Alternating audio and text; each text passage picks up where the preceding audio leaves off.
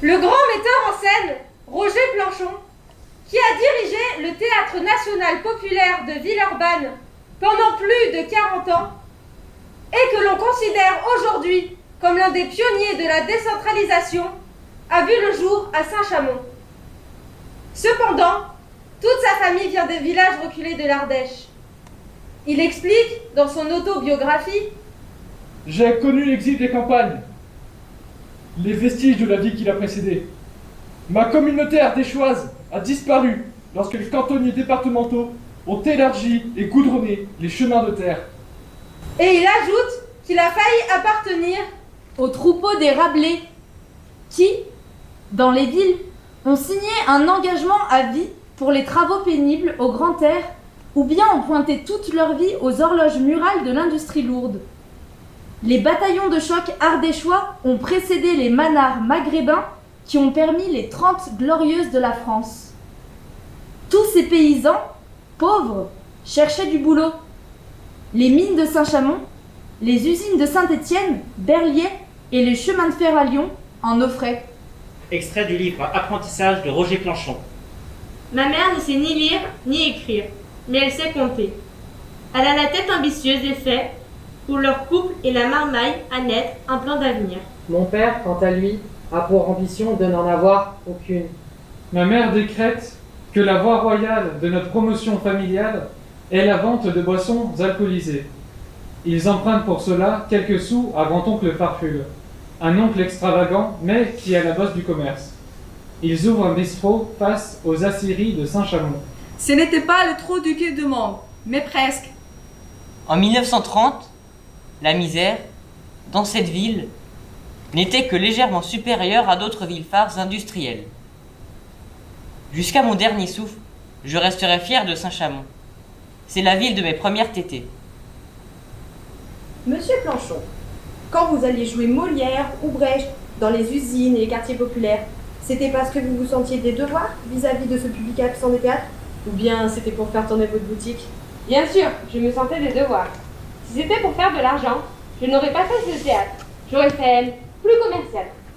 J'ai toujours une sorte de fidélité aux miens, à mes parents qui ne savent ni lire ni écrire. J'ai toujours fait un théâtre en imaginant que si par hasard mon père et ma mère en avaient franchi les portes, ce qu'ils n'ont pas fait évidemment, eh ben ils auraient eu envie d'y rester. Je voulais un spectacle pour lequel ils auraient éprouvé un certain respect, où les comédiens auraient des costumes bien coupés. En place pour Georges Dandin! Allez, allez, on se dépêche! Les comédiens, on y va! Alors, les comédiens, les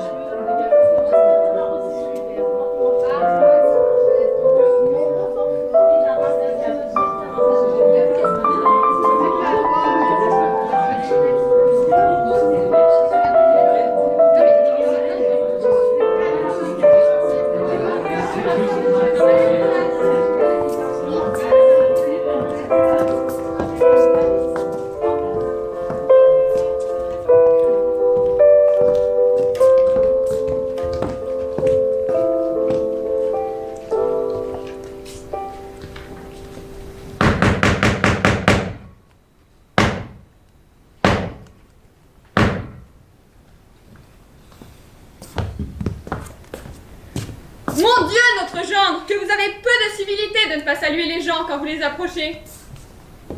Ma foi, ma belle-mère, c'est parce que j'ai d'autres choses en tête. Ne vous déferez-vous jamais avec moi de la familiarité de ce mot de ma belle-mère et ne sauriez-vous vous accoutumer à me dire madame? Parbleu, si vous m'appelez votre gendre, il me semble que je puis vous appeler ma belle-mère. Il y a fort à dire, et les choses ne sont pas égales. Apprenez, s'il vous plaît, qu'il n'est pas à vous servir de ce mot-là avec une personne de ma condition. Que tout notre gendre que vous soyez, il y a grande différence de vous à nous, et que vous devez vous connaître. C'en est assez, maman. Laissons cela. Sachons un peu, mon gendre, ce que vous avez dans l'esprit. Puisqu'il faut donc parler catégoriquement, je vous dirai Monsieur de Sautanville. Doucement. J'ai lieu de...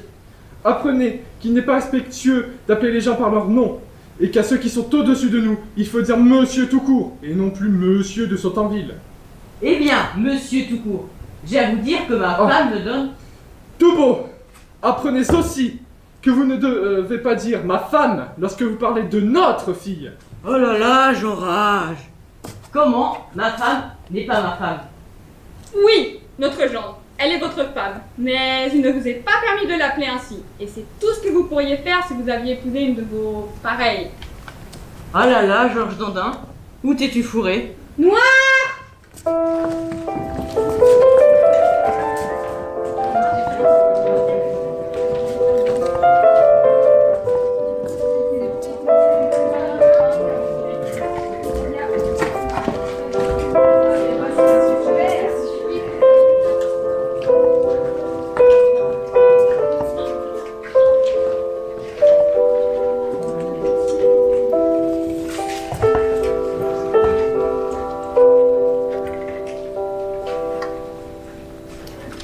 Donc, pour vous, le théâtre, c'était un engagement de tous les instants? C'est vrai, j'ai toujours été un travailleur acharné, répétant tous les jours, 8 à 12 heures par jour, sans pause, sans rien. Vous avez même répété des spectacles que vous n'avez jamais présentés? Oui, j'ai monté 4 ou 5 spectacles, complètement, jusqu'à la générale. Mais comme il nous arrivait de ne pas avoir l'argent pour les costumes ou pour avoir une salle, et le projet tombait à l'eau. Mais quand je vous parle de spectacle, ça n'avait aucune importance. Le lendemain, on se lançait dans un nouveau projet et on répétait, on répétait. Cela veut dire qu'un comédien, comme un musicien, doit toujours répéter? Bien sûr, en art, il n'y a qu'un système, c'est s'acharner comme un fou. Le 12 septembre 1931, je naquis donc dans une soupente au-dessus du débit de boisson de Saint-Chamond. On réservait 2 coins de mur de notre soupente pour recevoir parents et amis qui débarquaient. La nuit, ceux du dessus servaient de couvre-lit à ceux du dessous. Dans la journée, on s'y tenait plié en deux. Moi, je n'ai jamais eu mal au dos. Je n'y ai vécu qu'une année, couché, à déchiffrer la signification des fissures du plafond. Le code ésotérique du monde y était inscrit. À l'époque, Saint-Chamond est un magma de masures et d'usines enfumées. Je l'avais quitté depuis longtemps, lorsqu'on m'a expliqué que Saint-Chamond était une ville. Combien d'années encore n'ai-je attendu avant qu'on daigne m'apprendre que j'étais né dans la Loire, sans me préciser s'il s'agissait du fleuve ou du département. Faute de précision, j'ai bêtement cru que j'étais né le cul dans l'eau, entouré de roseaux. Maman, avant l'ouverture du bistrot, à 5 heures du matin, m'offrait le sein. À 1 heure du matin, avant ma dernière tétée, maman verrouillait les volets. De ces temps confus, revient une chansonnette. La guinguette a fermé ses volets. Couché dans ma caisse douillette, près du comptoir, je suis le prétexte de toasts répétitifs des ouvriers qui travaillent aux aciéries. Ces grands cœurs voient dans ma naissance un motif irréprochable pour vider un verre. Ils boivent à la santé d'un enfant. Grâce à ces gaillards à la descente facile, j'ai rarement été malade. Je remercie les travailleurs de force de Saint-Chamond qui, les jours de paye, ont épuisé des dizaines de tournées à ma santé. Les prolos, en levant le coude d'une façon répétitive, ont influencé le destin. Pourtant, pendant la sieste que je faisais chaque après-midi, la fumée du tabac des clients montait dans ma soupente qui n'avait pas de fenêtre. À Saint-Chamond, nourrisson, jour et nuit, j'ai aussi respiré la fumée du gris que l'on prend dans cette voie et qu'on roule.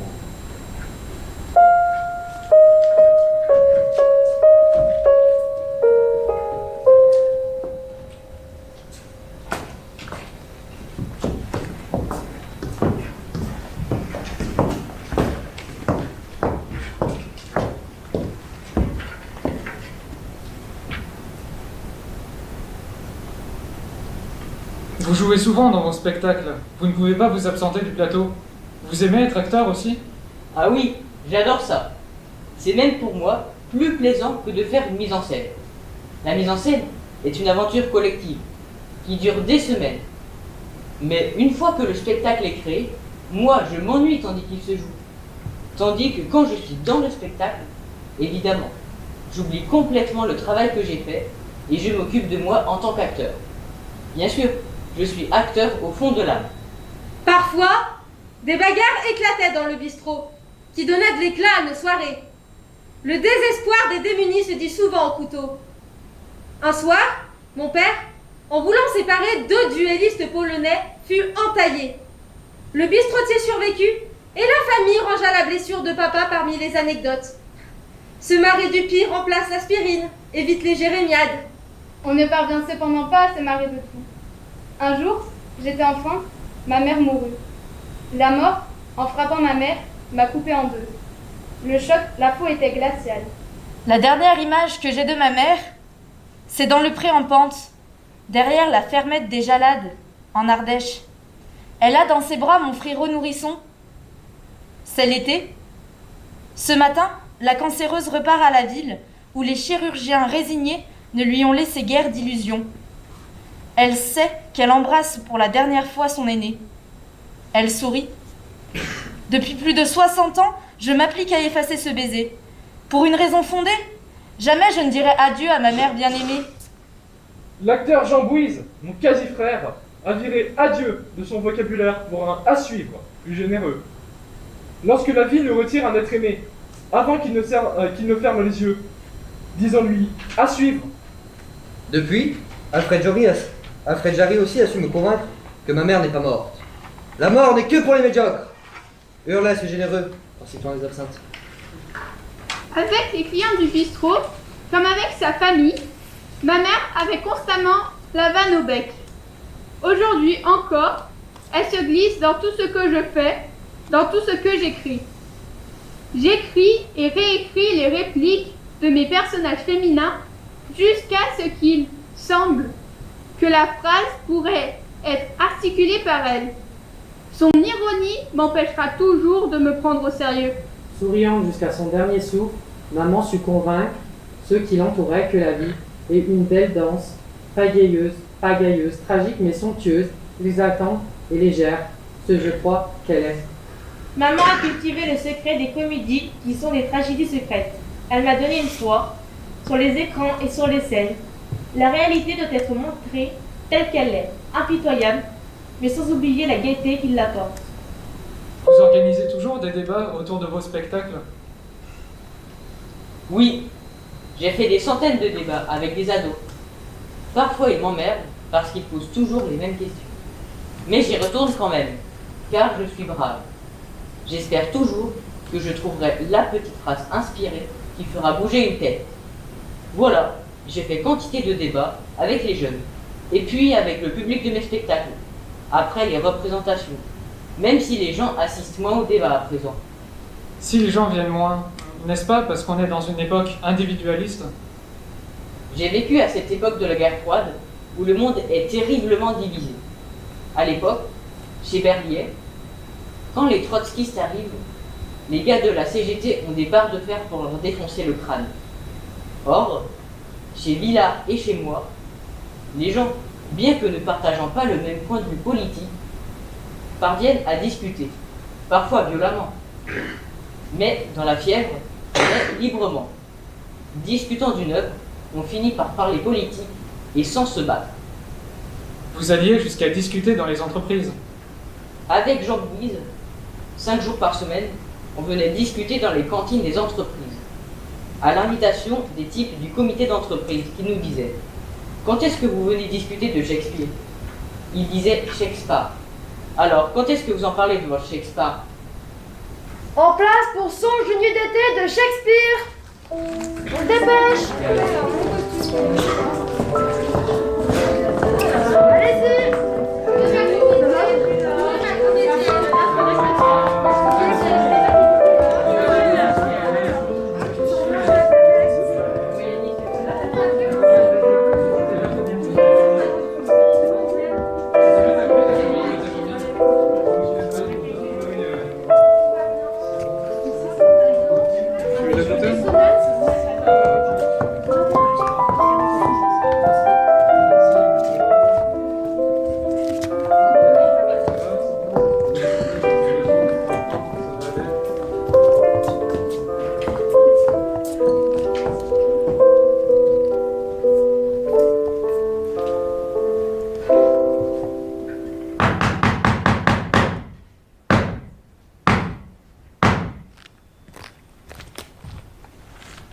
Sommes-nous tous réunis?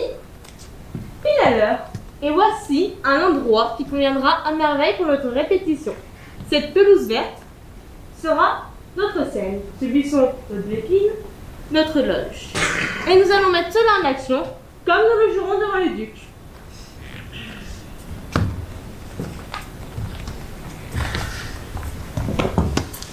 Il y a des choses dans cette comédie de Pyrame et Thisbé qui ne plairont jamais. Tout d'abord, Pyrame doit tirer son épée pour se tuer. Ça, les dames ne le supporteront pas. Que répondez-vous à cela? Par Notre-Dame, elles auront une peur terrible. Je crois que nous devrions renoncer à la tuerie à la fin. Pas du tout. J'ai une autre solution. Écrivez-moi un prologue, et que ce prologue ait l'air de dire que nous ne ferons aucun mal avec nos épées, et que Pyrame ne se tue pas pour de bon. Et, pour les rassurer davantage, dites-leur que moi, Pyrame, je ne suis pas Pyrame, mais Bottom le tisserand. Ça leur enlèvera la peur. Est-ce que les dames ne vont pas avoir peur du lion? Je le crains, je vous assure. Messieurs, vous devriez y réfléchir. Amener, Dieu vous garde, un lion parmi des dames est une chose tout à fait terrifiante, car il n'y a pas au monde de gibiers à plumes plus terribles que le lion. Et nous devrions y regarder à deux fois. Alors un autre prologue doit dire que ce n'est pas un lion. Bon, on fera comme ça. Mais il y a deux choses difficiles. D'abord, amener le clair de lune dans une salle. Car, vous le savez, Pyrame et Thisbé se rencontrent au clair de lune. Est-ce que la lune brille la nuit où nous jouerons la pièce? Un calendrier. Un calendrier. Regardez dans l'almanach. Trouvez-moi le clair de lune. Mais trouvez-moi le clair de lune. Oui, elle brille cette nuit-là. Alors, nous pourrons laisser ouverte l'une des croisées de la fenêtre de la grande salle où nous jouons. Et la lune brillera par la croisée. Mais il y a une autre chose. Nous devons avoir un grand mur dans la salle. Car, Pyrame et Thisbé dit l'histoire, se parle à travers la fente d'un mur. Nous n'arriverons jamais à faire entrer un mur. Qu'en dites-vous, Bottom? Il faut que l'un d'entre nous représente le mur. Et qu'il ait du plâtre, ou de la terre glaise, ou de l'argile sur lui, afin de signifier mur. Et qu'il place ses doigts comme ça. À travers cette lézarde, Pyrame et Thisbé pourront chuchoter.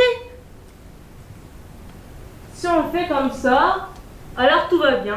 Asseyez-vous tous tant que vous êtes. Répétez vos rôles. Pyrame, vous commencez.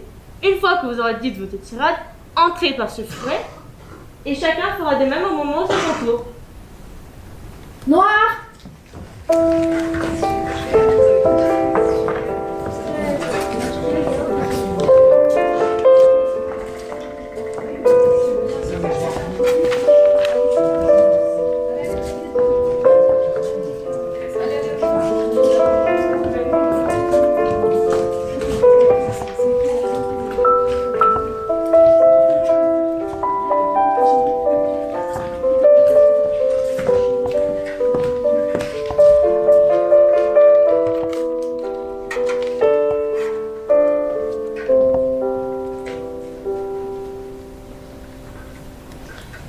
Au moment du décès de ma mère, mes parents habitaient Lyon.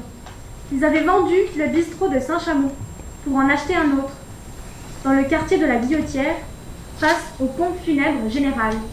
Sur la devanture de notre bistrot, ma mère avait fait peindre au bon vivant. À Paris, sur le bistrot qui fait face à la prison de la Santé, on lit bien, on y met ici en face. Au bistrot de mon père, pour narguer la Camarde, toutes les plaisanteries étaient les bienvenues. Là, ça coûtait aux zingues d'inquiétants citoyens, si imbibés d'alcool qu'il aurait été dangereux, à moins de 5 mètres, de craquer une allumette. Mais j'ai connu des épaves émouvantes à qui je servais des verres d'alcool très variés.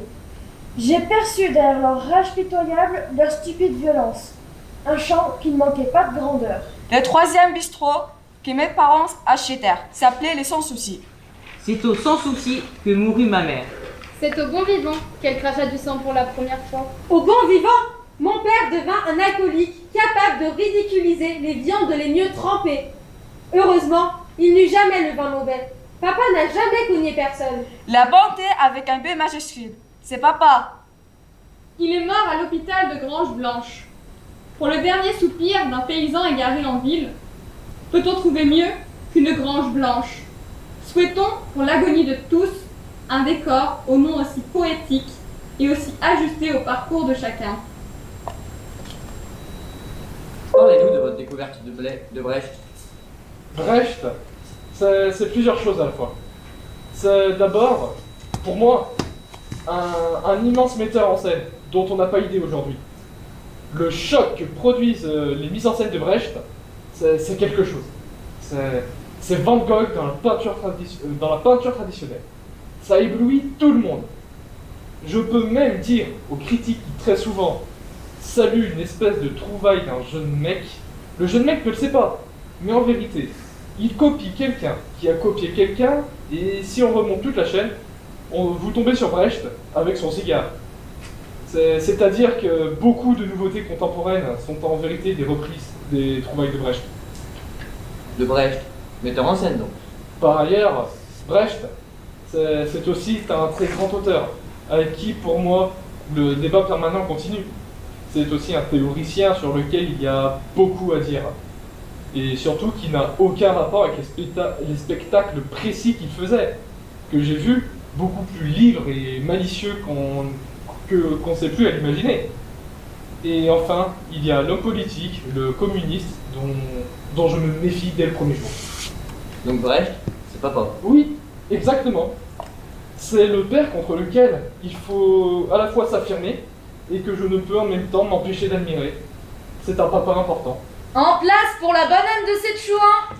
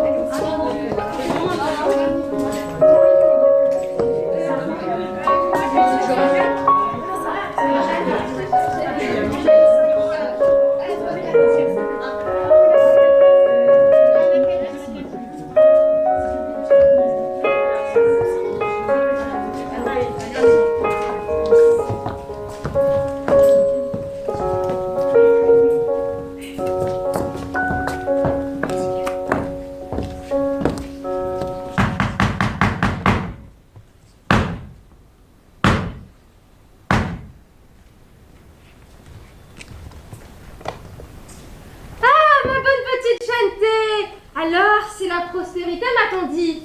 Te voilà devenue vendeuse de tabac? Figure-toi que nous sommes à la rue. On se demandait justement si on ne pouvait pas passer la nuit chez toi. Qu'est-ce que c'est que ces gens-là? Mes premiers logeurs. J'arrivais juste à Séchouan, du fond de ma campagne. Quand mes petites économies ont été épuisées, ils m'ont jetée à la rue. Peut-être ont-ils peur aujourd'hui que je leur dise non. Ils sont pauvres, ils n'ont pas d'abri, ils ont besoin d'être aidés. Comment leur refuser? Soyez les bienvenus. Seulement, je n'ai qu'un petit réduit dans l'arrière-boutique. Ça nous suffit, ne te fais pas de soucis.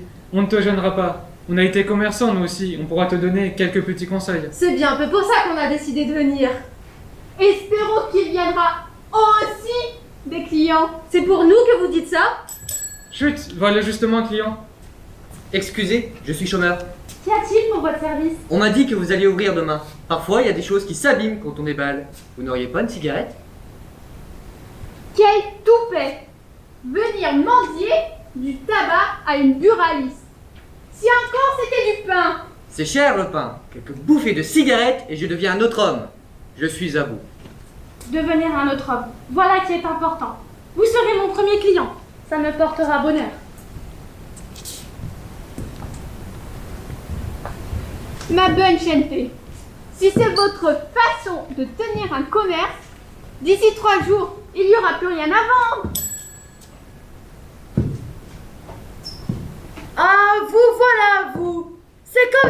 portrait de ses parents, nous abandonnés au coin de la rue.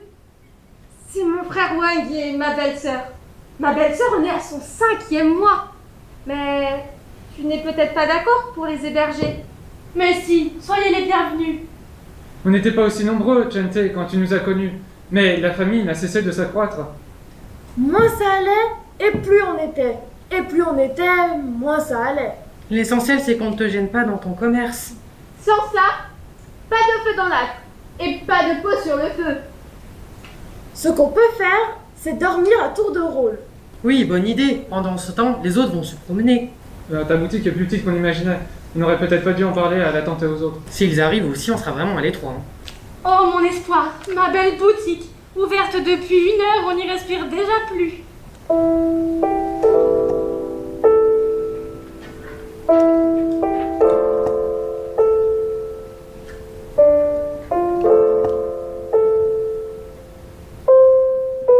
La petite chaloupe va sombrer dans les profondeurs de cette Chouan. Trop de naufragés s'agrippent à ses bords. Trop de naufragés à ses bords. Waouh!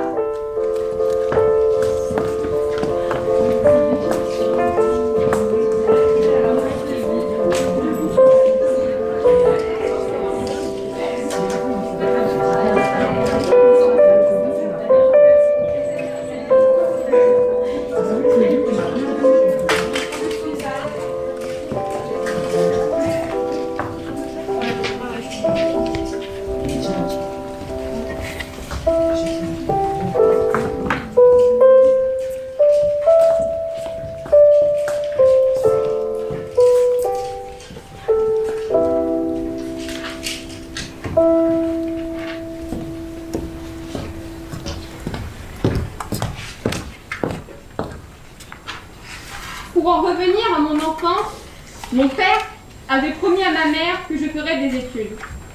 Il finit donc par décider de m'envoyer dans une école lyonnaise. Mais il comprit qu'aucun lycée laïque et gratuit ne pourrait, sans cracher à la gueule de Jules Ferry, accepter en 6e la nullitude scolaire que je représentais. Un dégustateur matinal de vin blanc cassis, qui avait une grande connaissance du monde et de ses usages, parla à mon père. Il y a une boîte à curé sur la colline.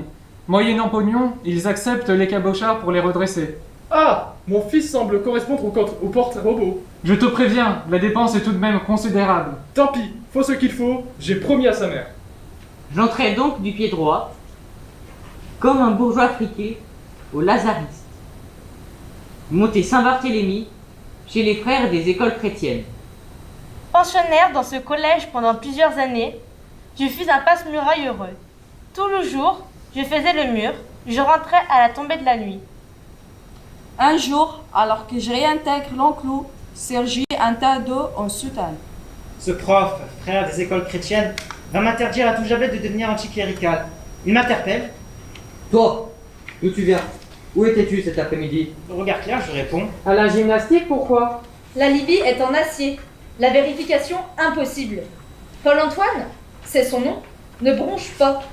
C'est plus pénible. Son œil frise. Un curé se peine à gueule. Je n'étais pas habituée. Je préférais le contraire. Son sourire s'élargit. Une tarte m'aurait paru moins humiliante. Je sais que tu fais le mur tous les après-midi pour aller au cinéma. Je ne réponds rien, il ajoute. Tu as vu un bon film? Silence radio du spécialiste des nanars que j'étais. Tu me conseillerais ton film? Face aux flics, le silence est la seule ligne de défense, disait l'une de mes relations mondaines de la rue Mercière. Mais je finis par craquer, je donne le titre, et grimace. Tu as un goût artistique déplorable. Je reçois la phrase comme la gifle que j'attendais. Est-ce aussi ton avis? Que je réponde oui ou non, j'aurais l'air d'un con. Je me tais. Demain, on va plutôt voir Citizen Kane. Il ajoute ça, avant de disparaître en me fusillant d'un dernier sourire. Sans me punir, il vient d'allumer 3 bombes à retardement. Premièrement, Il existe des films artistiques, d'autres ne le sont pas. Cette précision, qui n'a l'air de rien, va m'occuper jusqu'à la tombe. Deuxièmement, si j'en crois cette soutane, et comme tous les bipèdes, je suis dotée d'un 6e sens, le goût artistique. Troisièmement, mon cas n'est pas désespéré. Sinon, pourquoi a-t-il ajouté « va voir Citizen Kane » Un après-midi sur un petit écran lyonnais, je vis Citizen Kane. Cette semaine-là, je revis le film 2 fois, 6 après-midi de suite, chaque fois un peu plus ébranlé. Je peux écrire sans exagération que cette semaine-là, ma vie bascula. Le beau n'est que le commencement du terrible, a dit Rilke. Quelquefois, à un carrefour de l'adolescence, le beau, planté au milieu du chemin, canaille, séducteur, déploie ses charmes. Pour les uns, c'est une musique, un poème, une peinture. Pour moi, ce fut un film d'Orson Welles. Aujourd'hui, j'enrage de si mal dire l'ébranlement que ce ruban de pellicule en moi provoqua. Invention des images, originalité de l'histoire, jeu des acteurs. Il n'y a pas un plan de ce film qui ne me fasse encore trembler. Au-delà de l'habileté du scénario, de l'invention du procédé narratif, de ses cadres en contre-plongée, de sa malice dans l'enchaînement des plans et des séquences qu'on étudie dans les écoles de cinéma, il y a les yeux d'Orson Welles qui rient. Sa façon claire, précise, rêvée de voir le réel. Un regard intérieur singulier, une générosité si grande que l'on reste confondu. Jusque-là, mes éducateurs ne me faisaient miroiter que des jobs Afrique. Je ne veux pas cet idéal. Un jour de plus au Lazariste m'est insupportable. Les nuages qui se précipitent toujours ailleurs me donnent la marche à suivre. Le cœur à l'aise, je vais voyager. Wales m'invite à larguer les amarres. Je suis grillé par le petit commerce. Papa, je voulais te dire, je crois pas que je reprendrai ton bistrot. Nom de Dieu, mon garçon, comment ça? Bah oui, papa. Bah non. Je préférerais voyager. Comédien et forain sont gens du voyage. Ce sera ma tribu. J'ai passé une grande partie de ma vie en tournée. Je retournais voir frère Paul-Antoine. La totalité de nos dialogues ne dépassa pas quelques heures, mais ils furent décisifs.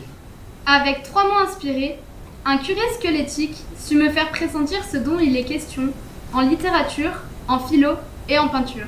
Et puis, il me dit « Pour apprendre à nager, il faut se jeter à l'eau. Tu sais à peine lire? Immerge-toi dans les livres difficiles. » Je ne sais rien d'intime sur Paul-Antoine. Il ne m'a jamais fait de confidence. Un jour, il me lut quelques vers.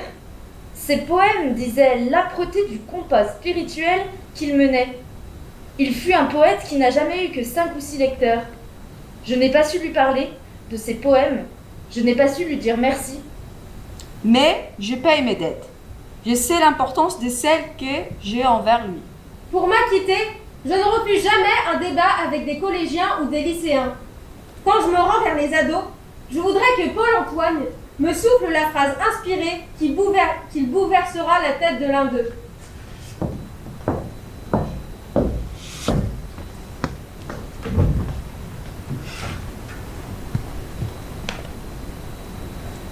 Et comment le théâtre est entré dans votre vie? Après avoir quitté l'école des Lazaristes, j'ai exercé un tas de petits boulots.